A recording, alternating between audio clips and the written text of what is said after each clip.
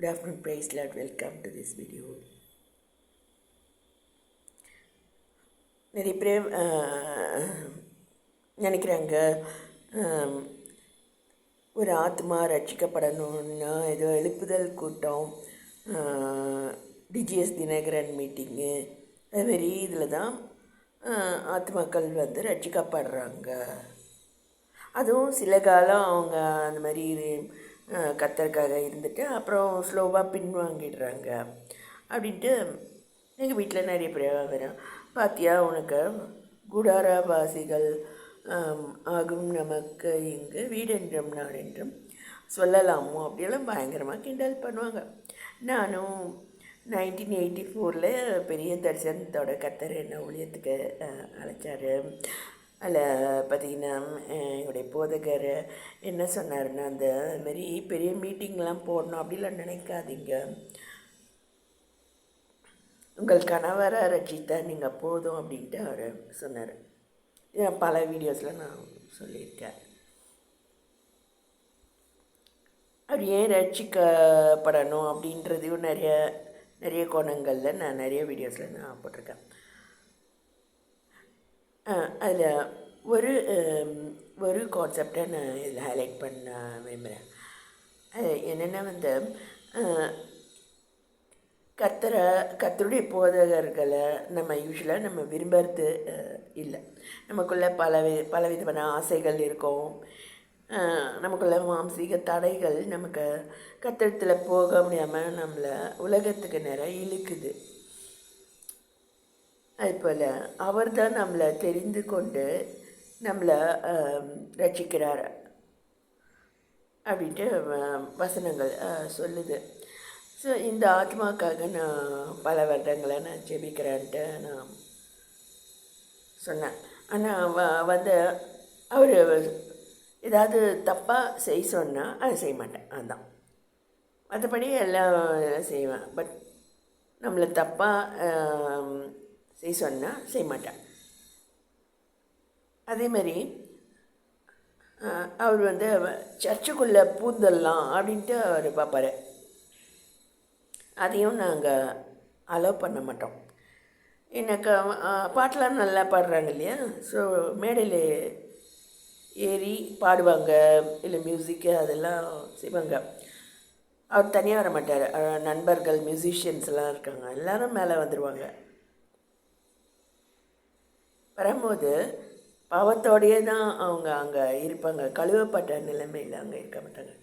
So இது வந்து ஆபத்தான நிலையில் கொண்டு வரும் அப்படின்னு சொல்லிட்டு நாங்கள் வந்து அவரை ஏற்றுக்கொள்ள மாட்டோம் எங்கள் சபையில்.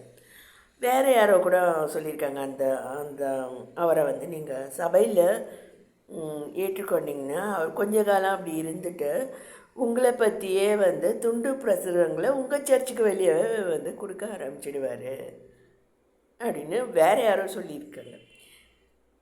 ஸோ இது போல் போயிட்டே இருந்தது.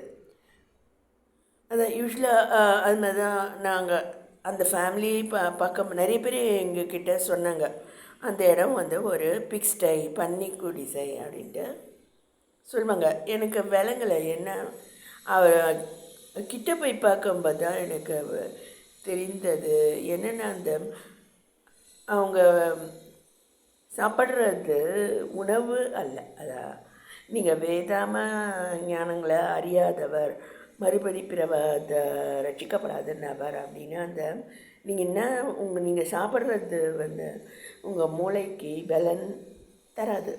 என்னது, நீங்கள் பாவிகளோட அது மாதிரி நீங்கள் போய் பாவத்தை செய்கிறதுனால அது வந்து உங்களுக்கு பலன் செய்யாது இல்லை. ஸோ அதை நான் எப்படி பார்க்குறேன்னா, நல்லா இலை போட்டு கக்கூஸ்லேருந்து நீங்கள் எடுத்து வந்து போட்டு வயிச்சு நீங்கள் நக்குறீங்க. அதோட நானும் அங்கே என்னையும் கூப்பிட்டு நீயும் சாப்பிட நல்லா இருக்கும் அப்படின்னு சொன்னான். வீட்டில் பி அந்த மாதிரி தான் நடந்தது. ஸோ அதனால் நீங்கள் சாப்பாடே இல்லைன்னு நான் சொல்லிட்டேன். அதோட வந்து நம்முடைய பேச்சு முறைகள் வந்து கலீஜாக இருக்குது. அது இன்னும் என்னென்னா வந்து எனக்கு வந்து கர்த்தர் ஒரு குழந்தைய கொடுத்தாரு. நல்லா ஹெல்த்தியாக ஆரோக்கியமான பெண் குழந்தை. அது ஞானமான குழந்தை. எப்பயுமே இந்த அப்படி தான் கர்த்தருடைய பிள்ளைகளும் வந்து கர்த்தருடைய ஞானத்தோடு தான் அது இருக்கும். பாவத்தை அதுவும் செய்யாது. ஸோ அது போல் இந்த ஆத்மா என்ன நினைக்குது, அந்த பிள்ளை எப்படி பிறந்தது அப்படின்னு என்னுடைய கேரக்டரை படுறாங்க. அது ஒன்று. ரெண்டாவது, எப்படியாவது என்னையோ இல்லை அந்த பிள்ளையோ பாவத்தில் தள்ள முடியுமா அப்படின்னு பார்க்குறாங்க. ஸோ அவரை பற்றி நான் நினைக்கும் போது ஒரு சாக்கடையில் தலை வசிக்கிற மாதிரி தலை மட்டும் வெளியாக தெரிகிற மாதிரி தான் எனக்கு பார்த்தாலே எனக்கு தோணும். அது கடைசியில் என்னாச்சு, என்னுடைய மாமியார் இருக்காங்க பார்த்தீங்களா, அவங்க வந்து ரட்சிக்கப்பட்டவங்க தான்.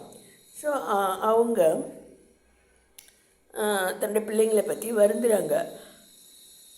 பைத்தியம் பிடிக்கிற நிலைமைக்கு கூட ஆயிட்டாங்க. ஸோ நான் அந்த குழந்தை இவர் 4 பேர் உட்காந்துருக்கும் போது இவர் வந்து அந்த குழந்தைய பற்றி ஏதோ அவர் வந்து அவங்க அம்மா கிட்ட சொல்கிறாரு. அப்போ வந்து நடுவில் அங்கே வச்சிருந்தேன் இல்லை சின்னதான்ட்டு அவர் பாட்டுக்கு சொல்கிறாரு. அவங்க அம்மா வந்து அதுக்கிட்டு ரொம்ப வருத்தப்பட்டாங்க. இதனால என்ன சொல்ல வரேன்னா, நீங்கள் ரட்சிக்கப்படலை அல்லது அந்த உங்கள் இஷ்டத்துக்கு நீங்கள் போகணும் அப்படின்னு நினைக்கிற ஒரு பிள்ளையாக இருந்தால், தன் இஷ்டத்துக்கு விடப்பட்ட பிள்ளையோ தன் தாய்க்கு வெட்கத்தை உண்டு பண்ணுகிறான் அப்படின்ட்டே இருக்க. ஸோ அதுபோல் இப்படிப்பட்ட ஆத்மா வந்து என்ன நினைக்கணும்னா, இப்போ நான் டைமண்ட் ரிங் நான் போட்டிருக்கேன் வைங்க, அவர் என்ன நினைப்பார், இந்த பொண்ணை எதுக்கு இங்கே நம்மக்கிட்ட இருக்குது, இது கடவுளுடைய பிள்ளையாக இருக்குது, இதுக்கும் நம்மளுக்கும் சம்மந்தம் இல்லை. ஆனால் அதுக்கிட்ட ஏதோ பணமோ அது மாதிரி நகைகள் டைமண்ட் அதெல்லாம் இருக்குது இல்லையா. ஸோ செத்து போயிட்டா அப்படின்னா அந்த டைமண்ட் ரிங்கு எனக்கு அந்த அளவுக்கு தான் இது வந்து அதான் சாத்தான் வந்து அதுமாரி ஒரு பாதாள சிந்தனையை நமக்கு தந்துடுவோம். ஸோ தன் இஷ்டத்துக்கு விடப்பட்ட பிள்ளை தன் தாய்க்கு வெட்கத்தை உண்டு பண்ணுகிறான். இதை ஷேர் பண்ண விரும்புகிறேன்.